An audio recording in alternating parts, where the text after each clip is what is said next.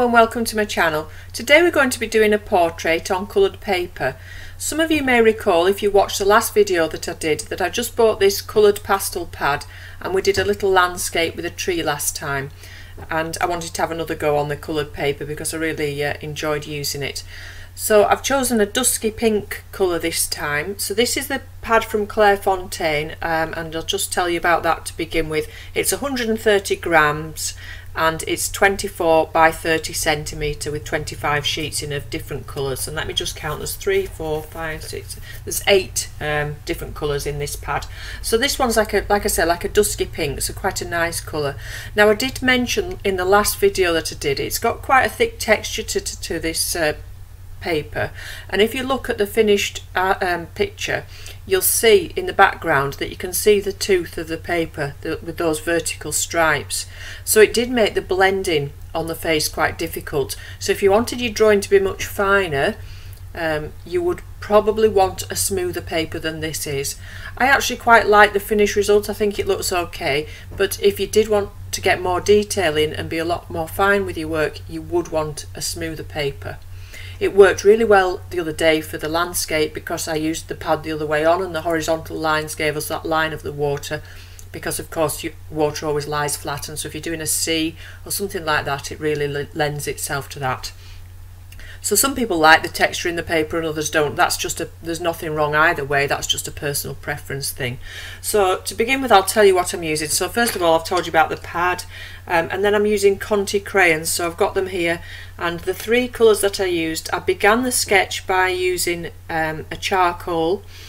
So, and that one, I'll just read the numbers on these Conte pencils out for you in case you wanted to know. Though that one is 728 and it's a 2B.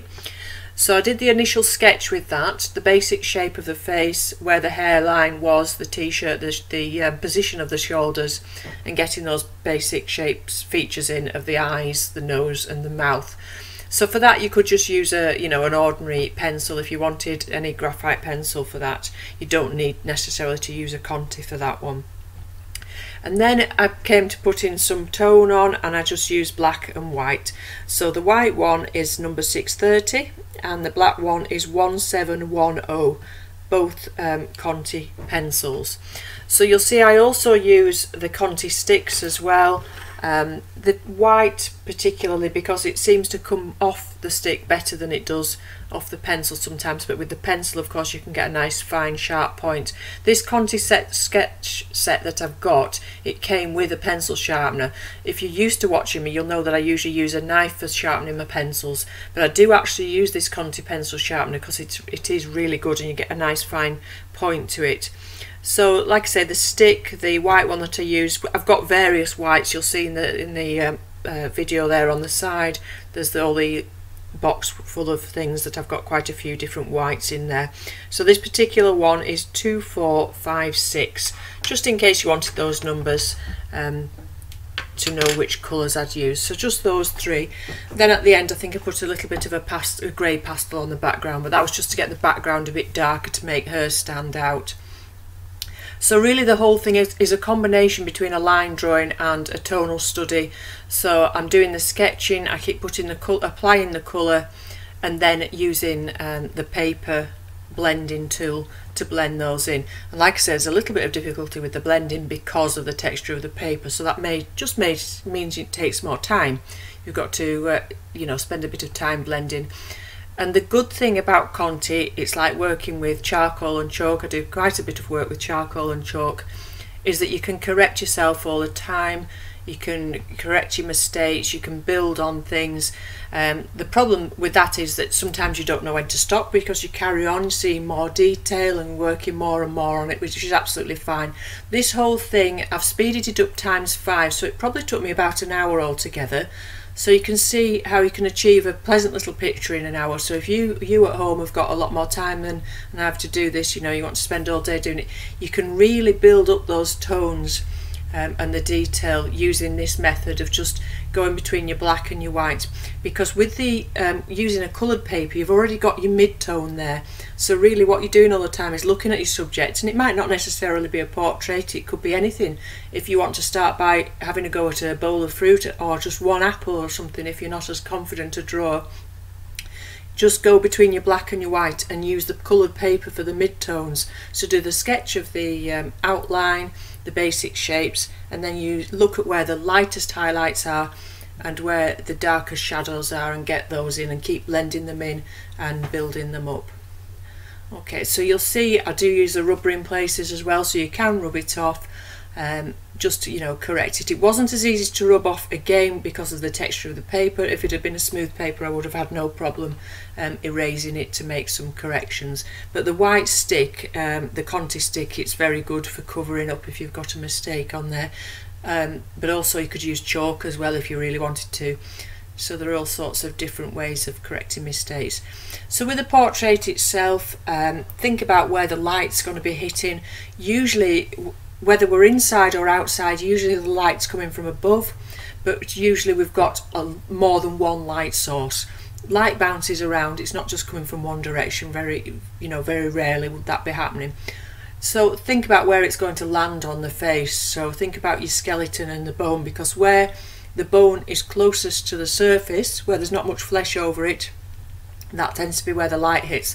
So think about feeling your brow bones. Touch your own face as you're drawing to think about where things fit.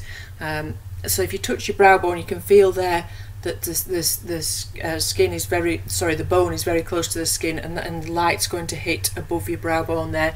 It's also going to hit on your cheekbone. It's going to hit on the top of your chin, depending on the shape of your chin, perhaps the edge of your nose, the top of your lip, the top of the bottom part of your lip, the bottom part of your eyelid.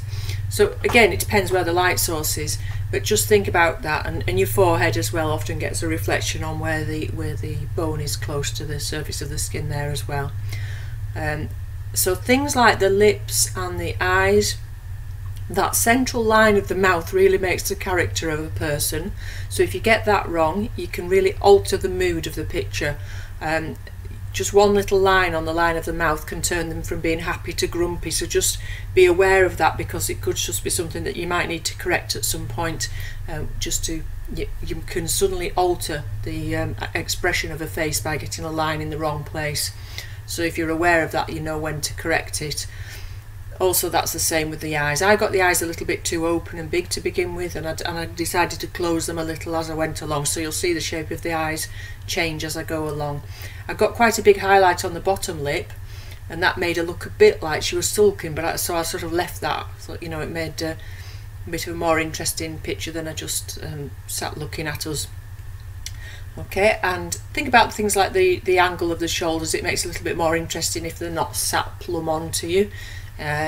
So she's sort of leaning forward a little bit. But also look at how I've reserved the detail for the eyes and the centre of the face, and not worried about the hair and the t-shirt. I've left the pink of the paper for those. So when you're using a colour paper, don't obliterate that colour of the paper, otherwise you may just have used a white one. Let that colour of the paper shine through. So I've used that to be her t-shirt and her hair, as if her hair was some sort of a mid-tone. Okay, I think that's probably everything I've got to tell you. I'm not sure. So I keep sharpening my pencils throughout this to get a nice crisp line. Keep blending and then coming back again and putting some sharper lines on. So alternating between getting a tonal study and a linear drawing. Then right at the end, I'll leave some crisper lines just to finish it off. Okay, so I hope you've enjoyed that. I will come back and do some more on this coloured paper another day. It's actually a pastel pad, so I should probably use some pastels on it another time, and we'll think of a different subject to do. In the meantime, if there's any subjects or media that you would like me to do that I haven't done, or that you would like me to repeat or do in more detail, if you want to put those in the comments below, and I'll try and get to you with doing those as soon as possible. Okay, so thank you for joining me. Enjoy the rest of the video, and I'll see you again soon. Bye for now.